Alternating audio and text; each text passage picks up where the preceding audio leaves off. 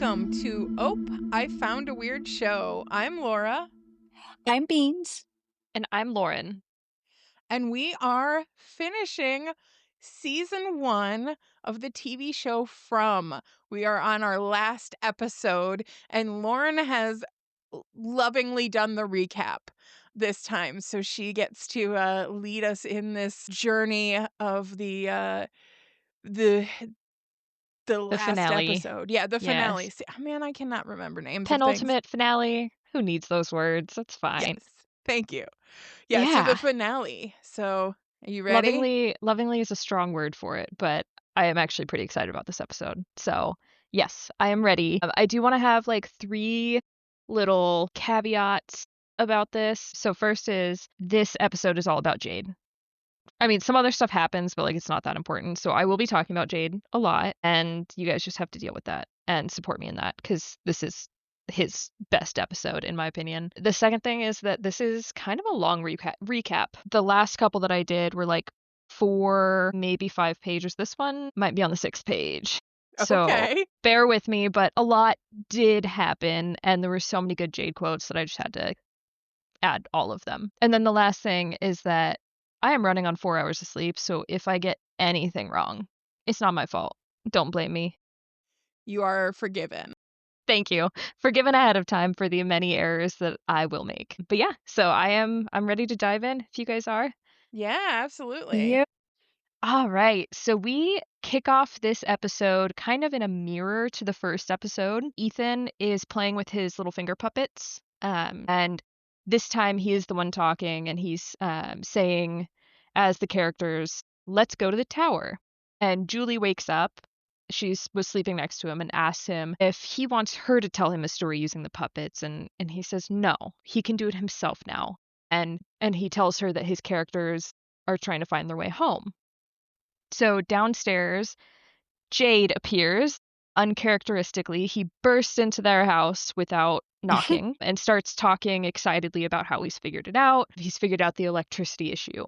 So he grabs one of their lamps and he goes through an explanation of how there shouldn't be any power, but there is, and the things that came in cars from outside shouldn't work here because they use real-world engineering. But if you connect something from the outside world directly to the lamp's wiring here, you can force it to work using the magic electricity. And he proves this by demonstrating it using that lamp and connecting a hairdryer from someone. He pulled it from like the box of people stuff. So he uses it, hairdryer turns on. And honestly, the reaction to this was like not as excited as I expected it to be. So, I don't know if you guys remembered this moment, but one of my favorite things is that Tabitha's the one who turns the hairdryer on, and she's blowing it at herself like, oh, Yes. I've missed a hairdryer. Yeah, she does that for a second, but then she's just like still like stony faced, and like Julie's just like arms crossed, just like, and They hate him. They hate they're Jade. so over him. And so it's just like, this is a huge deal. I would be like, sweet. So like if you got a laptop, like you can maybe power it. I don't know. Maybe I'm just more excited about electricity than they are. I don't know. Maybe that's me thing. But Jim does comment that they can then turn Colony House into a big battery using all the lamps there and just basically bringing all the electronics and wires there. So the scene ends with Jade just asking for some snacks because he's a little peckish. We love Jade. I love Jade. He's so funny. Okay, so then we go to Boyd and Sara. So they're still in that tent. The last time we saw them, they were being dragged at not necessarily the speed of light, but close to it through the forest, not knowing where they're going. So they are in the tent, and Sara is asking Boyd if he thinks that the worms know where they are, and she's like holding worms, just like looking at the dirt. So asking if he thinks the worms know where they are and what's going on. And Boyd just says that the worms would fit in because worms are fucking creepy, just like this place. And we see it's finally morning for them, so they can finally leave the tent. So it's time to find out where they were dragged to. So they open up the tent flap and step outside, only to see that they're in my personal hell. They're still in the forest, but it is an area that is completely covered in massive spider webs, like the trees, the ground, everywhere. Yeah, And then we just none of that's okay. no, like I said, my personal hell. And we cut to Que Sera Sera. So that is the opening. I do wanna say too, I don't know if you noticed, but, like, there were rips in the tent and stuff from their journey, which was like, would the talisman even work at that, like, if you guys have to use this tent again, are you screwed? Well, I I think I it think would. that's I think it's a valid question because we don't quite know the parameters of the talisman, but also like the cave that he originally found them in was just True, covered by vines. So like true. I do not know. Yeah, if they put, like, a shirt over that or something, maybe they'd be cool. Yeah, But I was maybe. like, the giant rip in the side would make me a little nervous. Yeah, there was clearly a big enough hole for her to be digging in the dirt, getting worms Right. out. So like what? But yeah, I think it's probably okay. Okay, I have okay, nothing to base that on besides the vines and the tree going through the RV in the beginning. Like, I, fair. yeah.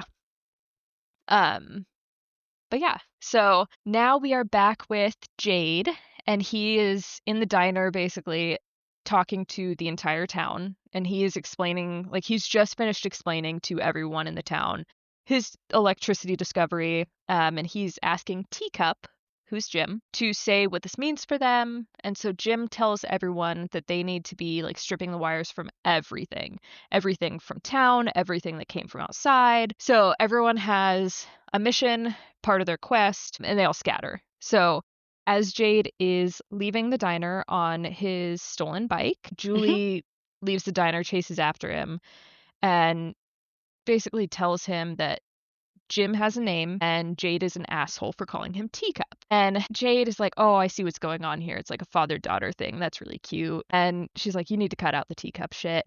And Jade is like, "Fine, but I'm calling you Sparkplug from now on. I like you. Good talk."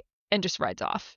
So we're already starting off great with him. And then we go to Kenny, who's at the station with Donna, and they're just kind of talking about the radio, wondering if they think it will work. And Kenny says that he really hopes so. And radio waves travel in different ways than they can, so it's possible. And Donna starts to head out, and Kenny says thank you before he grabs a lamp off his desk and takes that to Christy, who's in the ambulance, stripping all the wiring out of that. So he tells her that this lamp was in the trunk of his car when he came into town, and it was his college desk lamp. But it was really nice to have something from home. Even if it doesn't work, it's just like a nice little piece of home that he could take with him. And this lamp is like a typical desk lamp, but it has a globe in the middle of it. And he says that like the globe opens and he used to store stuff in it. And she asks him like, what do you store in it now? And he says as he's opening it that he stores a list of things that he wants to see, places he wants to visit if they ever leave. And he gets it open, pulls out the list, and it is on like a super long receipt, like a CVS receipt. And Christy like reminisces about those, and then she reads the list and like starts calling out places and is like, oh, these are really cool places. And says that she's never gotten past, what was it, Grand Rapids? Yeah. Yes. Yeah, but she's As always wanted to travel. Michiganders over here. Yes. We know where some of those places are. Anytime anything's mentioned that you know, you're like, I know that. I got that memorized. Um, but yeah, so then Kenny asks, he's like, if the radio works and we get out, like maybe you'd want to go travel together. Christy kind of like freezes up, gets a little awkward, and says, like, I like you a lot, but I'm engaged. And you know that. And it's just like kind of an awkward encounter. Kenny just kind of like gathers some stuff, apologizes, and takes like all the wires that she had so far and heads to Colony House. So now we're Yeah, with Tabitha.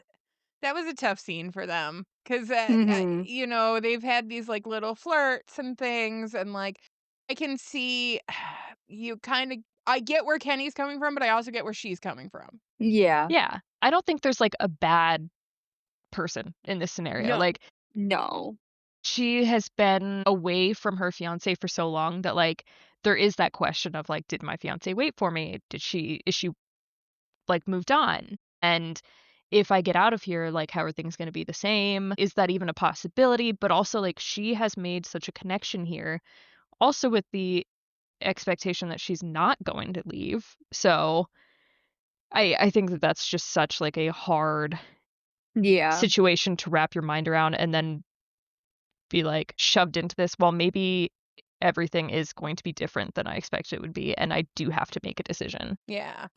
That scene was hard because at first, like, she didn't, like, outright tell us as the audience that she has told Kenny, so I was like, "What what is happening?" And then she kind of said a comment like, you know, like, "We've basically been over this before." It was like, "Oh, he did know.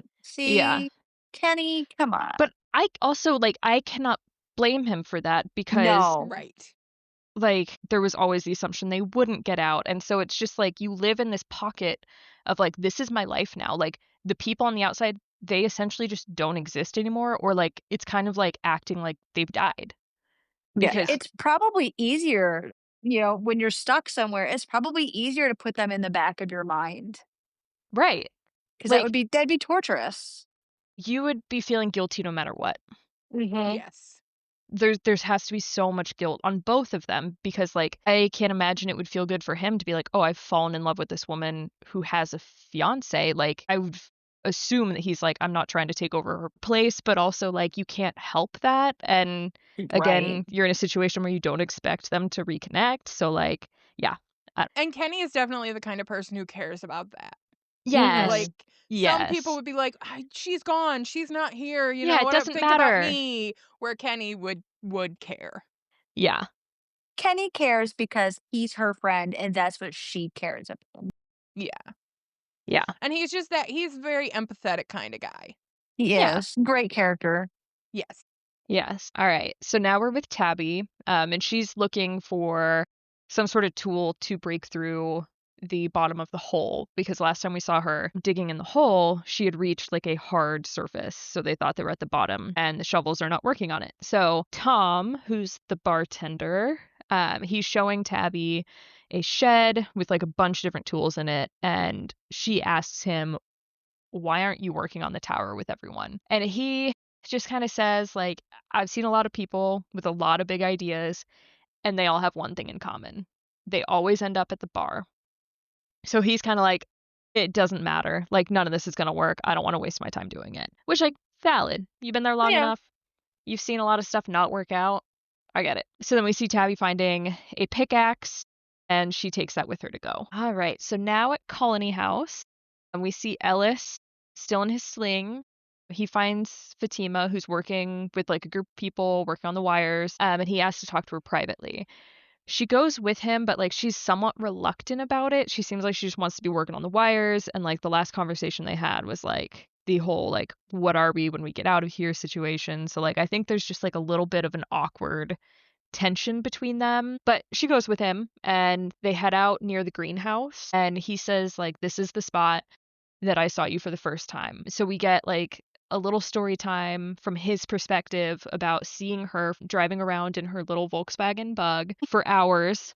Which, quick side note, I love that for her because she very much radiates Volkswagen Bug driver. Yeah. Right? And That like it's part probably orange. tracks. I could totally see it being orange. Like I was just picturing her driving around in like a little orange beetle. Orange Mhm. or like kind of like a pastel yellow. Yeah. Yeah. Yeah, yeah, yeah. Just like something like warm and happy. That is Yes. such her vibe. So like he talks about watching her drive around, and then she stops there asking for directions. And he tells her that he's just been thinking a lot about what she said about going home and who they'd be. And he realized that he doesn't remember who he was before her. And he doesn't want to find out who he'd be without her, which I think it's so sweet. It So was. he gets down on one knee and tells her that she is the love of his life, and then he proposes. And he says, like, you're my home, and I would like to be yours. So Fatima honestly is not showing a lot of emotion. Seems like she's like processing this whole thing, but she does grab his face and tells him that she loves him as well. And there's kind of like an awkward pause. We're all sitting here like, what? Yeah, we Yeah. all felt how We're all Ellis like, felt. this is Even not gonna go well. even Alice. Yes, and Alice is like, "Is there a butt coming?" She's like, "No, no butt. I just love you." And he gives her a ring. He's like, "I have this, like, all the jewelry stores are closed, so I couldn't get you a ring, but I made you this out of wire." And she looks at it and she's like, "This is from my pile, isn't it?" And he's like, "Yeah." It's like pretty cute. And then she says, "Your dad is going to be really happy." And they kiss. Yay! People got engaged Yay. in Demonland. We're happy for them. Yay. Genuinely, I'm happy for them. You guys No, deserve a little bit of joy. it was a Mhm. really nice moment for them. Yes. Very cute. So now we go to his father, Boyd. Boyd and Sara are walking through the web-covered woods. Blech. Yeah, exactly. I got Did the not love watching heebie-jeebies this. watching them. I was like, when I agreed to this, I was like, shit, I'm gonna have to see those fucking spider webs again. Okay, but yes, they're walking through the webs, and Sara asks, like, why are we going this way?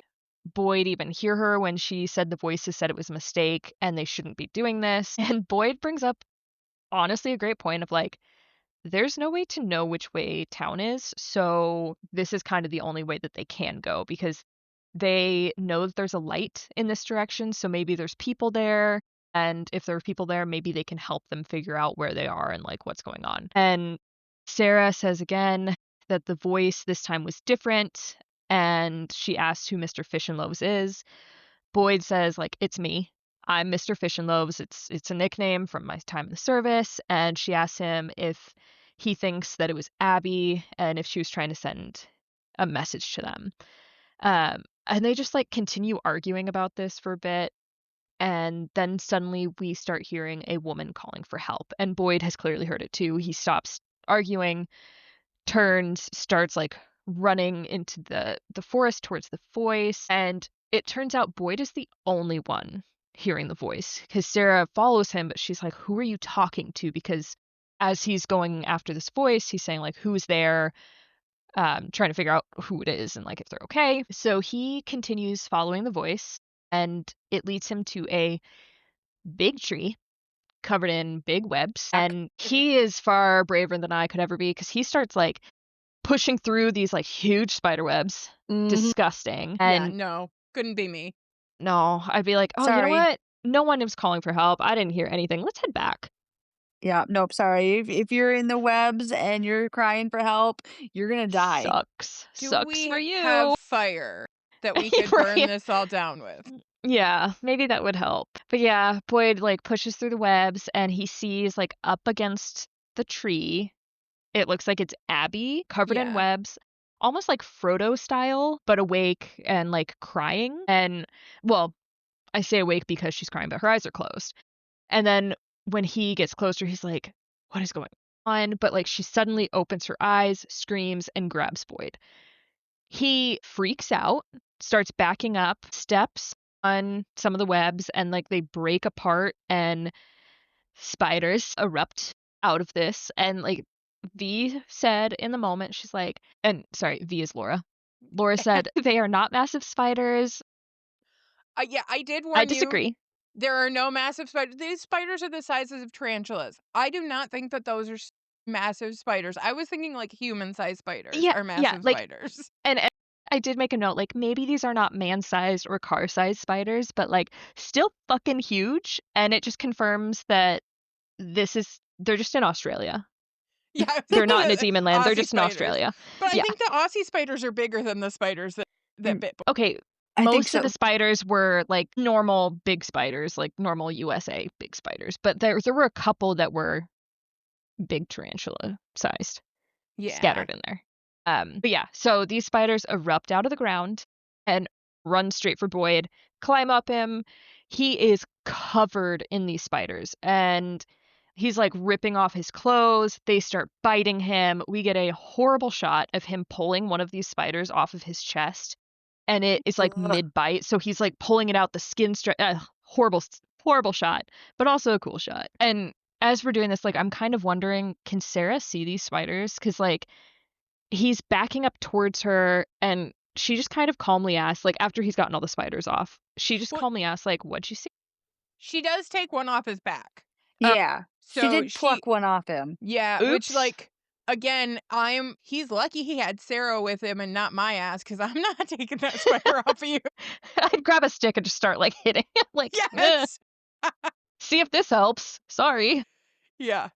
But yeah, So she did so see the spiders, but she didn't see yeah, she the didn't see what Abby. was past the webs. Okay.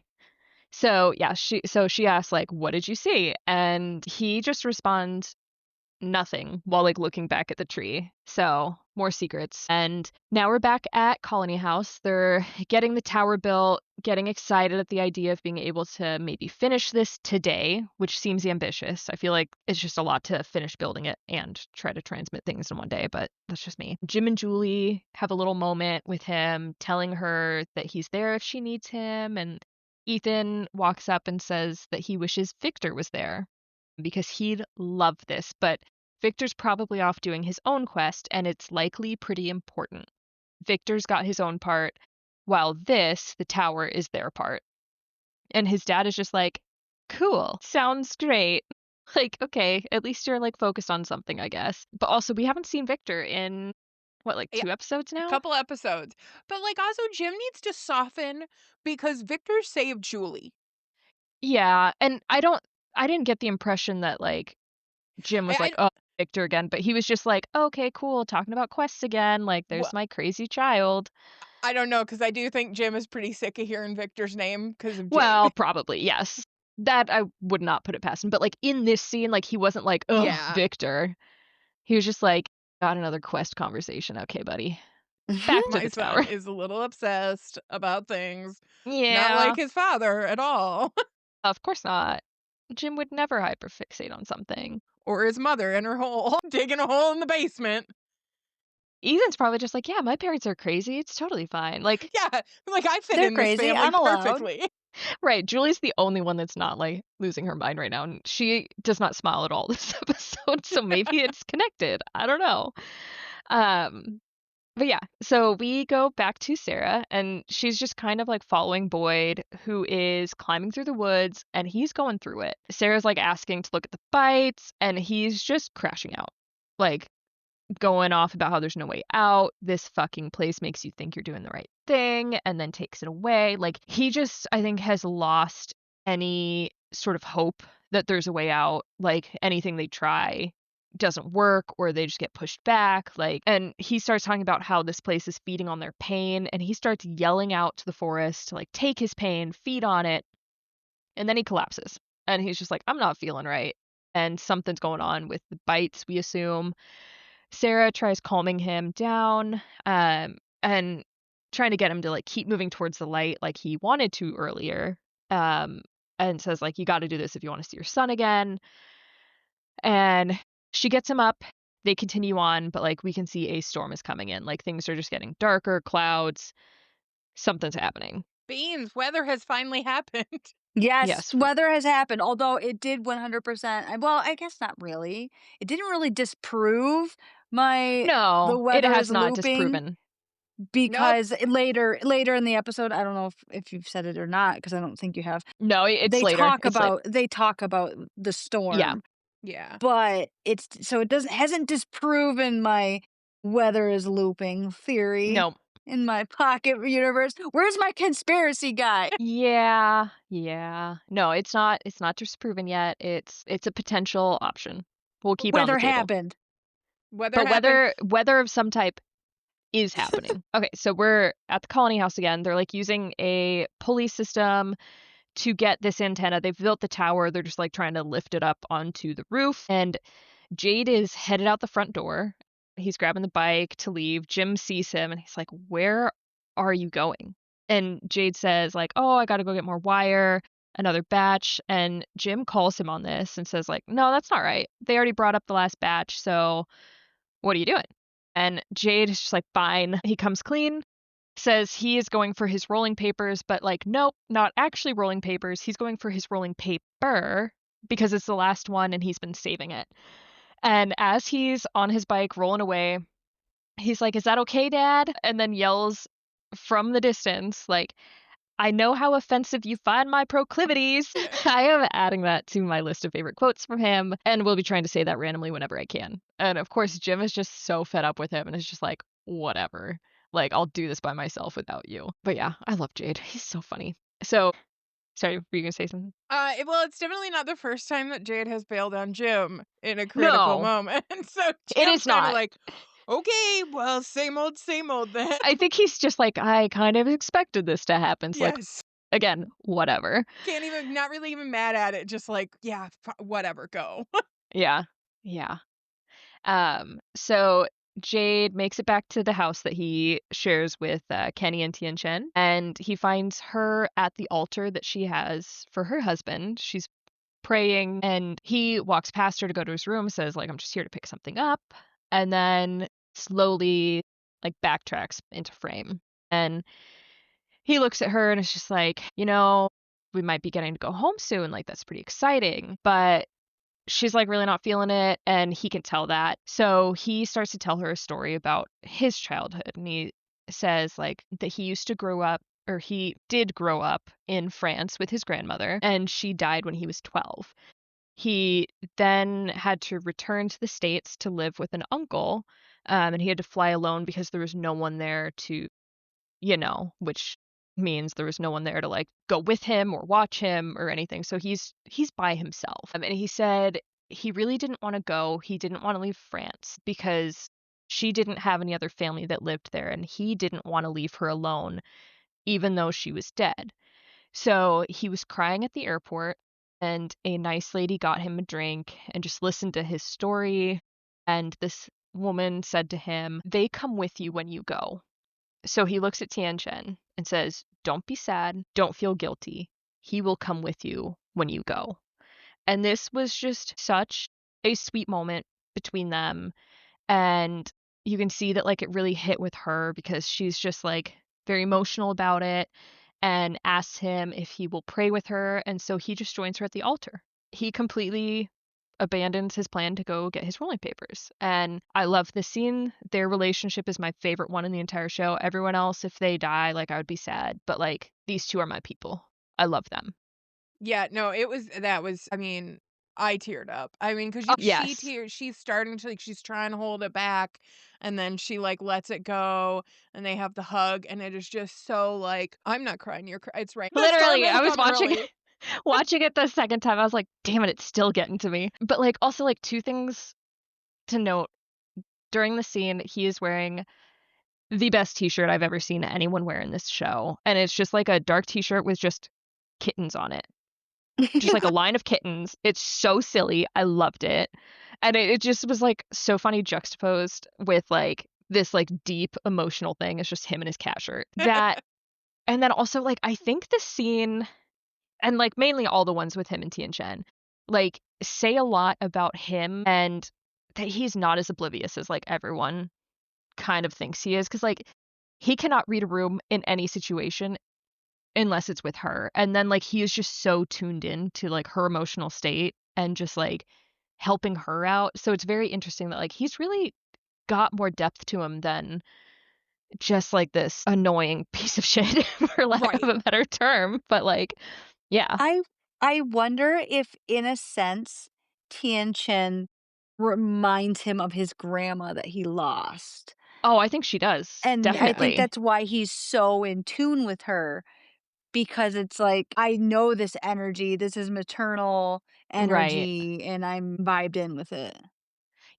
Actually that also brings up another thing about him. Like we've actually learned a lot about him just from that very short story about his past, because it says that like he was not raised by his parents.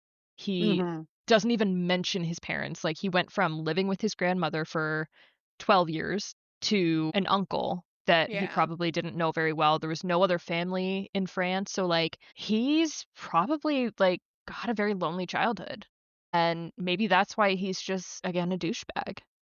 Yeah, a bit socially stunted, if you will, Right. in most situations, yes. Yeah, but But still I love him. still yeah, still quite lovable, just I in love a him and his cat shirt. shakeable way. Yes, in a shakeable, sometimes punchable manner, he is lovable. Yes. Okay, so now we're back at Colony House. Jim is explaining the radio to Ethan, and like showing him how it's going to work once everything's fully put together. It's all coming together, and they're ready to put the final piece together. Like Donna comes outside and is like, "Hey, we're ready to put the top piece on." And then from behind them, Jade and Tian Chen show up, and they've brought snacks. And so as he's coming up, Jade asks Jim, like, "How are we doing?" And Jim goes, "How are you doing?" Because, last time they talked, he was going to get high. So Jade is like, "Yeah, I got waylaid, so I'm fine." As in, like, I'm sober.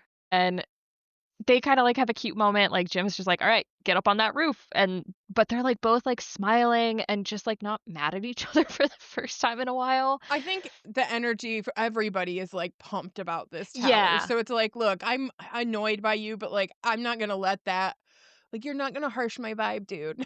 Well, I also do think that it's a little bit more than that, because it also feels like Jim's like, "Oh, you didn't just abandon me, like, you came Yeah. back." So, I think it's just, like, a good moment for them and their, like, partnership, if that's what you wanna call it. Like, Jim takes an apple or a peach, can't really tell, from, like, the basket that Jade is carrying, and they just, like they share, like, a smile. They're actually smiling at each other, not just around each other. But it is now time to test out this radio tower. We get another banger from Jade. Okay.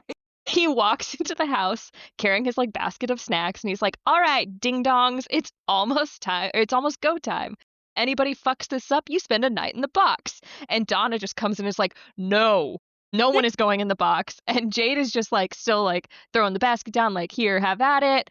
And he just goes over to the stairs where there's, like, a bell, and he starts ringing the bell, and Donna's like, "Stop, He please, just, like, not only stop." not only that, but he tries to hand her the basket and tell her to pass him out. "Sir, do you know who you're talking to?" She's so over his shit. But, like, she's, like, yelling at him and just goes, "Jesus Christ," as he just, like, runs up the stairs to go to this tower. He's just super pumped. No He one's is. crushing his vibe. He didn't need to get high. He is just his own high right now. He's high on life. Yeah, Donna was having none of his shit. Oh, but it was just so funny. Again, in that cat shirt. Love it. Yeah, so now we go to the kitchen. Kenny is in there, and Christy walks in, and she's carrying his little globe lamp, and she says that she came to talk to him about how she doesn't know what to do, and she's freaked out. And she says that part of her really wants to go home to Michigan and find the woman that she loves, find that she's still there, that she waited, and that they can pick up where they left off and just get married, leave all of this behind them. But the other part of her just wants to go to Iceland with the most amazing guy that she met in the most fucked up place imaginable. And he says that both of those sound like good options and asks her what she's going to do. And she just kind of like takes his hand and just sighs and it's just like, I don't know. Which, again, valid because that is such an impossible, shitty situation to be in. Mhm. Yeah. So it is finally time to try out our magical radio tower. So everyone is outside. We've got a few people up on the roof, but most everyone else is like outside. Even Tabby runs up. She's like, I want to see this. So she's there with Jim, but Jade and a few others start lifting up the tower. They get Can it I stood up. Oh, for yep. just a moment, I don't know if you guys noticed, there were only, like, 4 people lifting that tower and a shit ton of people, like, below. They coulda put a couple more men, or women up there to, like, They could help with have. the very fragile tower. I was They like, "I don't know that that was planned well." I'm going to try to defend them and just say like it's kind of a small tower, so like maybe more people would have Gotten in the way? overshot it and thrown it off the Yeah. roof. Like, I Fair, don't but know. I Oh was my just like, I'm god, could you watching that imagine? going, I would probably die laughing if that happened. Be like, I'm "Oh like, shit, gotta rebuild it." 2 more people would have just, like, Yeah. probably helped. Well, and I think there was, like, another person on the roof that was just standing there. So, like, Oh, I don't know if maybe they okay, originally maybe. tried it, but, like, yeah, they do get it up, though. That's what matters. Yeah, yeah, They get true. it up, Just it seemed stood light on up. manpower. I do find it funny. So, like, it's basically, like, this very thin wooden structure that they've just, like, pieced together. They get it stood up, and Jade is just like, "It's secure!" And I'm like, "Secured by No, it's what?" yeah, it was not anchored to No, anything, like, I it even was looked, I was not like, "Did I miss when they, like, screwed this thing down?" No, but it it's is just stood secure. up. Jay knows what he's talking about. He's a genius. He's smarter than everyone there. If it's secure, I believe him. Well, Jim is an engineer, he should know better. He's an engineer for roller coasters. I I'm also like, shouldn't I feel like they should have switched places. Like Jim should have been the one putting the final pieces together, and Jade should have been the one doing the radio frequencies. Because wasn't his whole thing like, oh, I know, like he started with the whole radio thing and like Yeah. tech being his thing. So I feel like they were kind of in the wrong space or spots, but like for the purpose of the show, we needed Jim down there to be with his family because yeah, he starts doing his little techie stuff, and again, he explained it to Ethan, but I am not smarter than a fifth grader, and I did not pay attention, so I'm not explaining any of So, that. basically, they take a screwdriver to a coil, and then that will change the frequency, like them touching that to the different spots of metal on the coil will change the frequency of the radio. And then they're using the CB connected to that to communicate. Thank you. You're welcome. I Nerd wasn't going to expert say any of that, so I appreciate that. at your service. Gosh, I need you to explain everything in my life to me. Thank you. But it does work. They hear more static, and Jim like proclaims it's working. Everyone starts cheering and starts hugging. And Jade, who's still on the roof, yells over the side, "Hey, listen, if you guys are all done stroking each other down there, you might want to start transmitting sometime today." And you know what? Valid. Valid, because they're wasting daylight. They're all just like cheering, like it hasn't actually done anything yet. Let's do it. Yeah, they're just like acting like they've got all this time, but this lady who's on the roof points over two different direction far off and says like, "Oh, is that a problem?" And yeah, there's just the massive storm rolling in. Yes, So that now is they're a even problem. might be a problem. Maybe you don't want to be on the roof for that. Yeah, to their Just a very thought. unsecure antenna. No, Jade said it's secure. I believe him. Doubt. And Press X we to can doubt. assume yeah, I know. But we can assume that this is the same storm that Sarah and Boyd are in. And we are now with them, and we see that they're basically on the edge of the storm now. Sarah is still trying to motivate Boyd to keep going. They hear that foghorn again, and she says, like, "We're almost there. We just need to keep going." And he listens. They continue going. They make it to the top of a hill, and it is downpouring at this point. They are fully in the storm. It is not just a sprinkle, it is like full downpour. They get to the top of that hill, and from that hill, they can see just a random ass lighthouse in the forest in front of them. So they've been going in the right direction to get there, but still have a little ways to go before they actually reach it. So back at the radio tower, the sky is much darker. Jim, it's clear he's been trying multiple frequencies but getting nothing. And Donna comes out and says, like, "We need to pack this in. We can try again tomorrow, but the wind is going to blow that tower off the roof. The secure tower, it's going to blow it off the roof." Donna And gets it. well, I feel like they should have been packing up the moment they saw that storm, because like it does not take 2 seconds to get that thing down, but Yeah. whatever. And like I wouldn't be wanting to risk this thing that we've been spending however long building, No. And the because if you resources. the resources, but like also like if someone does respond, like are you gonna have enough time to have a conversation before lightning strikes and takes out your tower? Like it I'm just like, dude, I know you're excited, but like it will still be Stress. there tomorrow Yeah. unless the storm never leaves. But we'll see I about mean, that. I get that they were all pumped about it, but like also be smart. Yeah. And like also I'm thinking in the back of my head, like how far away is nighttime? Because you've spent how much of the day like putting the tower together, getting all the electricity hooked up to it. How much time is left before you got to get in to avoid monsters? Right. Just a lot of timing issues that I'm stressed about, as per usual. But Jim is just like, just let me try a little bit longer. So they do. They try for a little bit longer, and right as they're about to call it, 'cause thunder, loud thunder's happening, they're just like, okay, yeah, maybe we shouldn't be doing this anymore. So they're about to call it, and then there's a voice on the radio, and everyone's just like, oh shit, this is real. Jim gets excited, starts talking to the man, saying he's so happy to hear him, and asks where this guy is. And the man's voice tells him to slow down and then asks if it's Jim. And Jim is a little confused because, Rightfully so. what do you mean? Yeah. And the man continues and it's just like, yeah, is this Jim Matthews? Who the hell is this guy? And Jim is also like, who are you? What the hell's going on? And then the voice just says that Jim's wife should not be digging that hole. Understandably, Jim freaks out and tells Donna to watch his kids, and he books it back to town, headed for his house. And the kids are inside and they see him running. And they're like, what the hell's happening with him? So they're now confused, freaking out. Donna walks in, and honestly, like Donna just looks shell-shocked. She's like, I don't know what's going on So either. I do want to say that I think only Jim and Donna heard the voice. Yeah. So I think Donna is just like, what the fuck is happening? But like the kids are asking her, like, what's going on? And she's just like, I got nothing. Yeah, but stay here because you Yep. can't go out in the rain. Right. But like everyone stay inside, and then like the light bulbs inside just start popping. which I think is very concerning because haven't they just been gathering all of the light bulbs to set up in this town? And, like, are they gonna be able to get the electricity working without them? Well, they used all the ones from Colony House.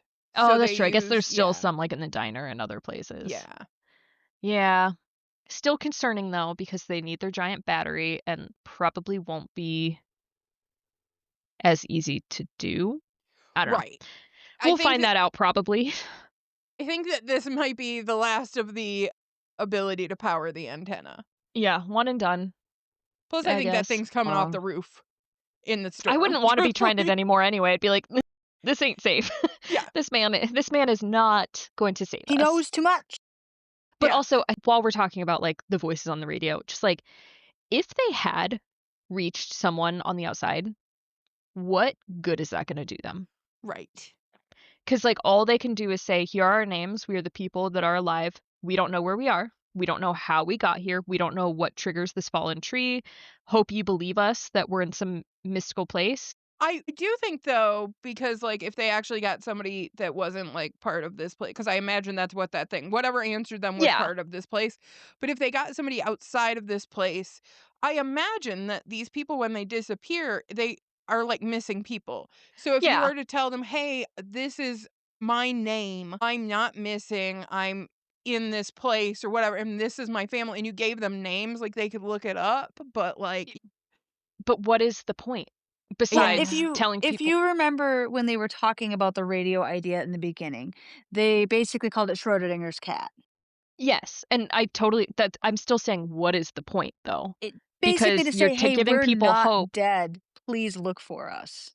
and again, I get that, but what is it going to do? Because they know that they're in some sort of dimensional rift, something that is outside the laws of normal physics. So, like, sure, they can have people know that they're alive, and I feel like this is just kinda cruel to the people who may have already mourned them, depending on how long they've been gone, but it's kinda cruel to be like, "Hey, your mother, brother, fiancé, whatever, is still alive," and then you my just have this guilt of.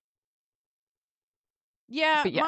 my only thought with that though is that we are fighting from inside Demon Land. It would be helpful to have people who know that we are still here fighting from the other side trying to save us from Demon Land. Yeah. That would be my thought behind it. But again, these people don't understand where they are. So unless you were able to communicate and have people believe you for a significant chunk of it, it's like, Right, and I think that if they were to reach someone from the outside, they would probably write it off as a prank and be like, "Oh, you yeah, found this name from some missing persons report and put this bullshit plan together." Like, they might get someone who would believe them, but it is such a long shot, and then also it's like, okay, now we got people fighting from both sides, but, like, how are they gonna do anything unless they can find the fallen tree because they right. don't know where it is, And then they're stuck too, maybe. but then they're gonna be stuck too. Yeah. Yeah, Well, so. knowing what I do know about certain surveillance technologies is that even if they can get the word out that, "Hey, we are alive, we're trying to survive in this area," and let's just say for fool's errand, they believe them, the outside believes them, right? Mhm. Well, now, assuming you've reached at least American surveillance technologies, now they can start basically looking for any kind of radio anomalies or any sort of anomalies that may be in the area. So that way, what's the worst that happens? You say you do get on the horn with the Americans and they're like, you ain't here. And that still answers something for the people inside. Right, are we in a weird pocket dimension? Maybe. You Yeah. know? Or maybe they are there and there's just some sort of, like, time rift anomaly. Something is going to send some sort of weird ass signal, and the NSA be listening to every goddamn thing we say, so, I mean, maybe they've noticed. Po I Maybe. do think it's a tough one because I do think, like, this was a kind of a cockamamie bullshit idea, Oh, I truthfully. I think Could the whole be. thing is a little bit of just like a, "Well, we gotta try something," Yeah, but Yeah. yeah. I I think do it wanna was more ask. for hope. Yeah. yeah. Hypothetically, if you were in this pocket universe, would you want your loved ones on the outside to know that you were still alive? If there was, like, no hope of you getting out, if you thought, like, "I am going to die here," would you want to get a message to them be like, hey, I'm stuck in this pocket dimension. I'm still alive. I'm still fighting. That's such a tough one. Personally, I would. I would want them to know because I think that the not knowing, the just disappearing and missing would be really tough on my parents and their personalities. Where, like, if I could they see that. I'd knew, wanna know. I'd want people to yeah. know. And, like, I would want to know if, like, my parents got stuck in this universe and I'm just like, I don't know, my parents disappeared, which could happen. They'd go on road trips. Yeah. Like, if they just disappeared one day, it's like, I don't know what happened, I don't know where they are, like, this is but to know, like, wait, they are somewhere, they are still alive, but they're, like, trapped. Okay, what can I do? Like, what can I try to But you and, like, can't do anything. I can't do anything, but I can bitch a lot to a lot of people. They're See, gonna hear about it. I They're feel gonna like think this I'm is crazy. Yeah, I feel like this is kind of just like similar to Christie's situation of like both options are horrible because Yes, you're either going to drive yourself crazy with the not knowing or you're going to know that they're in a place that is horrible beyond imagination and you can't do anything. So you just have to sit there and think about that instead of not knowing. fair. Like From I think a both are horrible, from a horrible parent's options. perspective, I would rather know if my kid was alive. Even if she's living in a dire situation and it's, day-to-day survival, one and, like, reach out like, "Hey, I'm alive. It's fucking hell here, but I'm alive." You So know, I think I'd reverse rather that though, know. what if you were the one in there? She was living, it had been years. I would Would want you her to want her to know. know that you were being tortured? Are they? I mean, as long as you don't fuck around, you're not gonna find Mentally, out. they are mentally Mentally, being yeah. tortured. Mentally, Emotionally, yeah. mentally, and I then don't think I'd tell eventually her that physically. though. This might be super messed up, but the only people that realistically I would put this burden of knowing that I was alive is my parents. That's the thing, it's like, it is a burden. I mean, I don't have kids, but I would not want my child to know that I was being tortured. Like, if it had been I years and wouldn't they tell had, her, I like, been guess. able to move past or, like, not move past, but, like, come to terms with not knowing, no, I wouldn't wanna burden Yeah, that yeah, I guess on it depends on anyone. how long I'd been there. If I'd Mm, been there for 5 plus years, maybe not. You know what I mean? But Yeah. anything under 5 years, no, because what if we do get out? Yeah. What if we do? And then I just turn up 6, 7 years later, and now my kid's fucking pissed at me going, "Where the fuck were you? You didn't yeah. think about saying shit to me?" No, and like you said, Lauren, it's tough on all sides. There's It's no an good Mhm. impossible answer. there is no right Yeah, answer. there's no right Yeah. answer. And I'm It's so sorry your for derailing us preference. for that long Heh, on him, but I was curious. I'm always curious about the moral, ethical questions like that, if you even can consider it as one of those. You know what I mean? no, it was good Um, conversation. so sorry, we've been off topic for so long. Going back, Jim has just been running towards the house because the voice just said, "Your wife should not be digging that hole." So we go into the basement. Tabby is using that pickaxe on the ground inside the hole, and she hits it, and a giant crack breaks through. And we realize, just as she's realizing it, that like it's not just like digging further; it is destroying the bottom of that hole. It creates a hole within a hole, and she falls through it. And so she's fallen into it. It is pitch black, but she can look up and see into her basement. There's absolutely no way to get up there. And the area that she's fallen into, like we can't see much in it, but we can tell that it's like a big space. It feels just like a cavern to me. It Um looks cavernous. Yeah. and like again, we can't see anything, but like there are no walls up against her. It's clearly much bigger than the hole she was in like 5 Mhm. seconds prior. And she can also see like the wires hanging down from the house. They just end abruptly. There is no answer here as to where the electricity comes from. So she's doing all that digging basically for no reason in terms of like getting the answer of the electricity. Beans, are you mad? There is no answer to where does the electricity come from? No, because it sparked a new theory for me when I saw it. I Okay. I kind of love that there's no answer at least up until this point because sometimes the best part of like horror or just like the unknown genre, like mysteries, is that sometimes you do not get perfect answers to everything. And sometimes in like magical, supernatural, putting an answer to it just like takes the fun out of it. Well, like this non-answer I think is a better answer because it is telling Yeah. them like that there's something magical or mystical or something happening that like this isn't science here. This is like some other force. Science isn't real, everybody. You heard it here first. Yep, no science, says the person who works in a sciencey field. Science is very real. Don't believe anyone that says otherwise. But yes. And so like So, as she's oh, sorry. Beans, do you want to tell your theory or you So want to save it my for the end? thing about the wires ending, just kind of ending under the houses, right? It's almost like where they are has a, I don't, if you could personify Demon Land, right? Mhm. Yeah. It's almost as if it has a grasp of what humans need, right? And it Mm, understands that electricity is important, but that's why all the plugs look fucking weird, because yeah. maybe it's never seen a real plug, or, or it knows that electricity is a thing. Again, if we're personifying Demon Land, it knows that electricity is a thing and that people need it or they will do awful things to themselves, that it's just being provided. There's no real answer to it because of itself is something that's wrong. And maybe when they used the radio, they weren't broadcasting out, but rather broadcasting in, if that makes sense. Mm, I like it. Did Okay. you guys ever see that show? I think it was called like The Dome or something. Yes. So like I basically have to use that to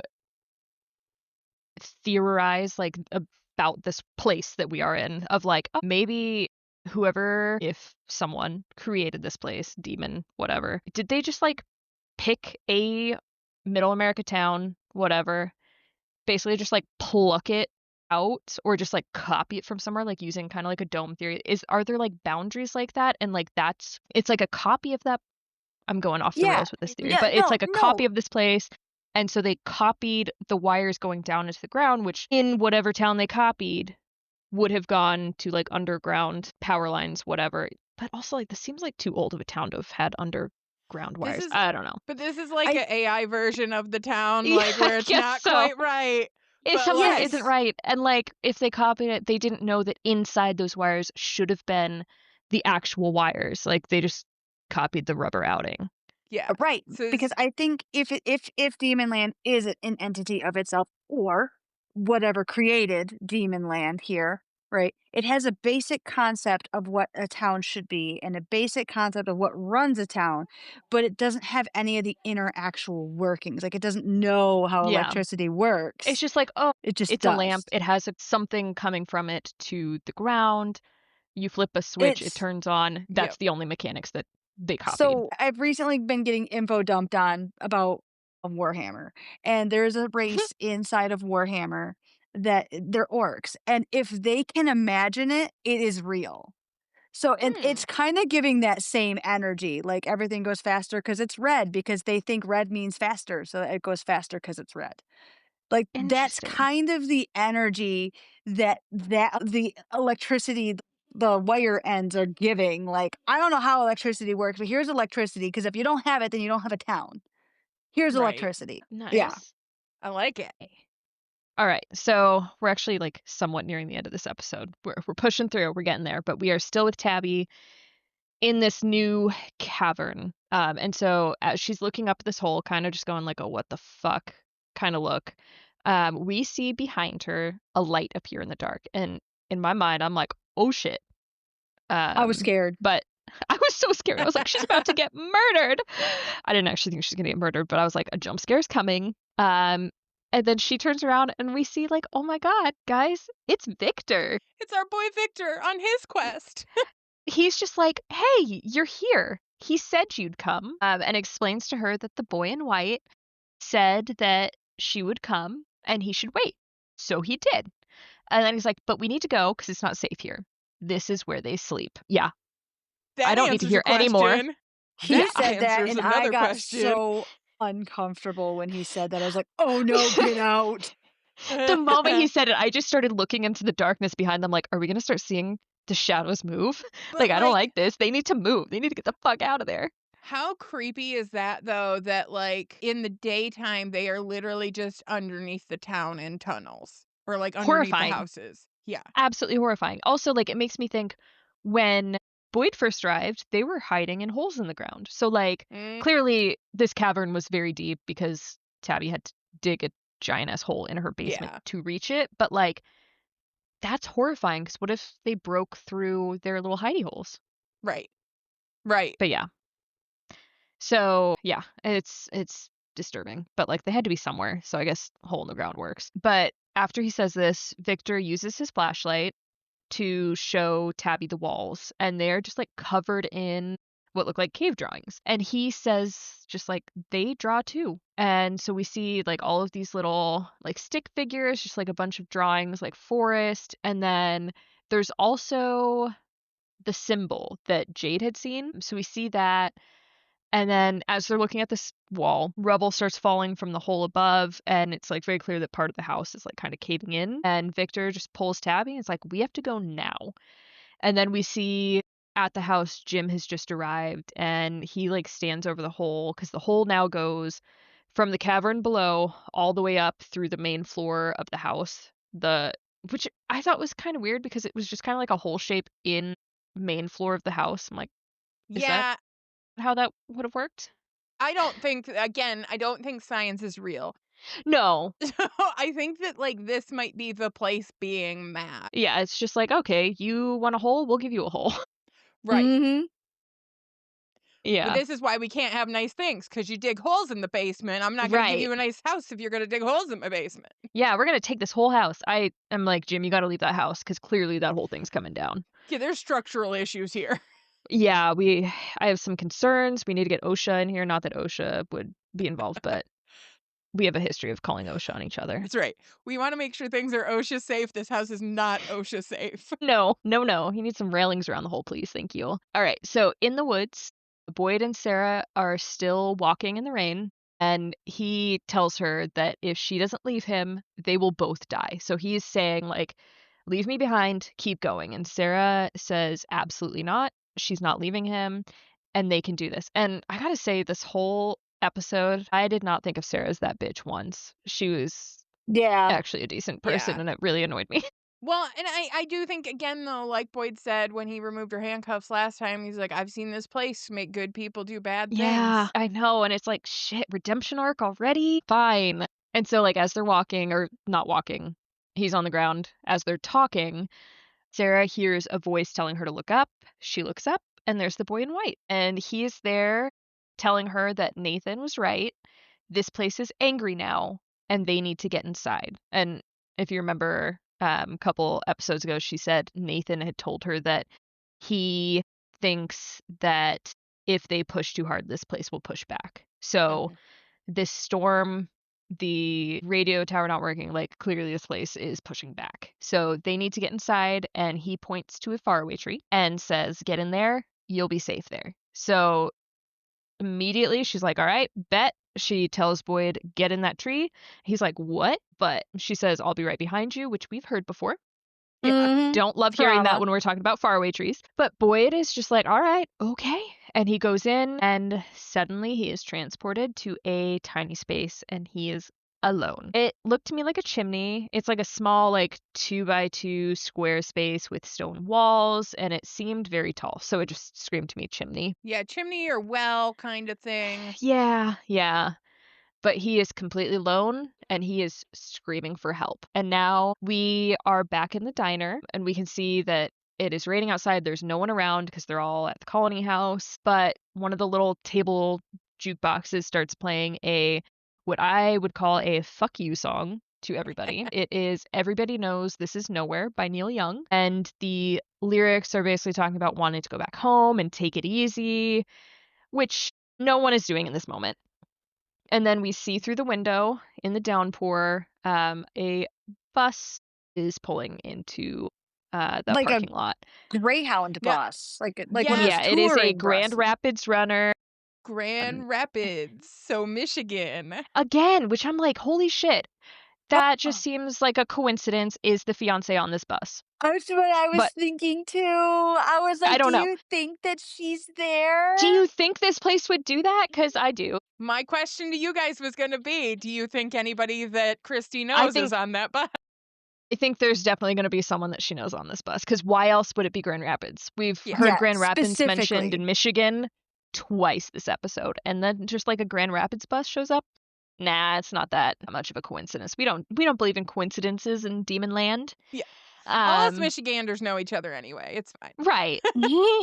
Yeah. So, yeah, I'm like, this looks like a giant problem that we're gonna learn more about in season 2, because that Yeah, was the end of season 1. 'cause that's a bus full of people that you don't have beds for. We didn't have enough beds for the people here anyway. We only had, like, 14 of them die. There are not enough beds in town. Right, yeah, they're gonna just have to sleep on that bus with a, talisman. They'll survive, I they'll was be gonna say, fine. The do you think windows. they could secure it? I think they could. Enough Yeah, I blankets? mean, they secured the RV. and, Yeah. like, really speaking about the windows, though, like, the only reason they wanna cover the windows is so people aren't tempted. So it's like, if a Right. window Yes. is, like, far enough away from everyone, it's not like they're just gonna be like, "Ooh, a window we can see through, I can steal your soul through that." Like, it's just gonna be like, "Hey, let me whisper at you real quick." Like, put Yeah. some earplugs in. And if you're on a Oh, bus, someone has headphones. It'll be fine. I'm so I excited don't for you guys to see the next season. I'm pumped, but did I mention at the beginning what the name of the episode was? Oh, you didn't, It it is, is "Oh, the places you'll go." yep. I wrote it down and everything, and then I didn't say it. Again, 4 hours of sleep. We'll blame it on that. That's okay. But I actually loved the name of that episode because it's like, I don't know, tying everything in of like, you're not going anywhere, but also like Kenny wants to travel the world. So does Christy. And then people are trying to go places. And then we've got A fucking tour um bus. a fucking tour bus. Exactly. Like, good luck. Yeah. And then the The song faraway everybody knows, tree. This Oh, Is the Nowhere. places he Right, went. the fire. Right. Yep. Yes. But yeah. So I don't know, so much happened in that episode. But also like feels like not that much happened. It was just like, does that make sense? Yes. I do think that, yeah, like, some things got kind of completed that we had been working through the season 2, Oh, like, the like the antenna got radio. put up, Yeah. the hole in the basement, that kind of finished that, like, story a little bit. So, like, some things got wrapped up, but yeah, it again, the finales like, will kind of wrap up, like, some parts, but then lead to a lot of other questions. I find it so fascinating that we did not see a single monster in this episode besides the spiders, but We haven't not seen the monsters in a while. no, but like I think it's so interesting because like you think about this show and it's like, oh, this is like a monster show. And I think this just points out that no, it is not a monster show. Like this is definitely a people show. Yeah. Like totally a psychological fuck show. But yeah. Yeah, absolutely. Yeah, this is more about the mentality of the people. To equate it to like something else kind of similar is that like Jurassic Park, the very first one, realistically, the amount of dinosaurs that are in that is not that much, but it's the people in the situation. So it's kind of the Mhm. same vibe as that of like you are working against this crazy force or this, thing that you can't you don't one-on-one don't have power against, right? But, like, Right. what you're going through in that situation. So, yeah, no, I love it that it's very much this is still incredibly scary at times, really weird and freaky at times, but also not, like, throwing monsters down your throat. Yeah. I Which I I appreciate. I prefer survival stories that focus more on the people. Like if you reframed it and like every zombie apocalypse movie is about the survivors. It's almost never about the monsters.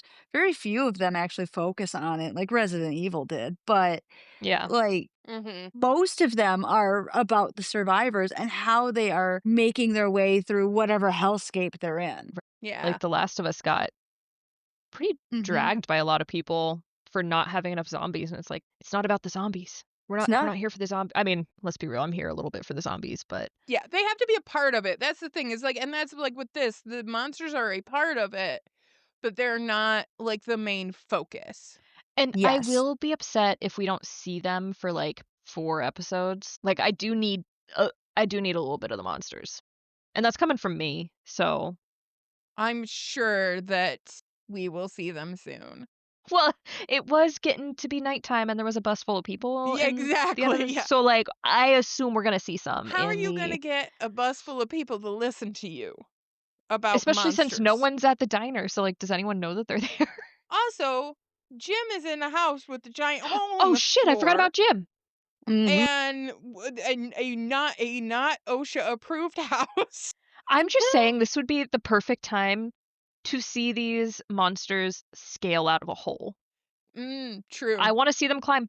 I I've said don't. this multiple times, it is a Yep. requirement, and you've said that it's not gonna happen, and I I was am gonna say I do not recall. Again, I watched all 3 seasons in a fever pitch. I watched 3 seasons in 4 days. It was a lot. So I let me don't tell you, remember. when I was doing the recap for this, oh, it had that play next episode button, and I looked at it. I was so tempted. I was like, "If I just, like, pretend I didn't notice it was starting, do you think I could get away with it?" You're like, "How many minutes can I get away with before Laura calls my ass out for knowing something that I shouldn't?" "Oops," and I would give it away so fast, I'd be like, "Oh, but, like, soon it'll be fine. Something will happen. Oh shit. Yeah. Said too much." So, what did you guys think of season 1 as a whole? It was phenomenal. Yeah. I enjoyed the hell out of it. It's It's got great storytelling. Yeah.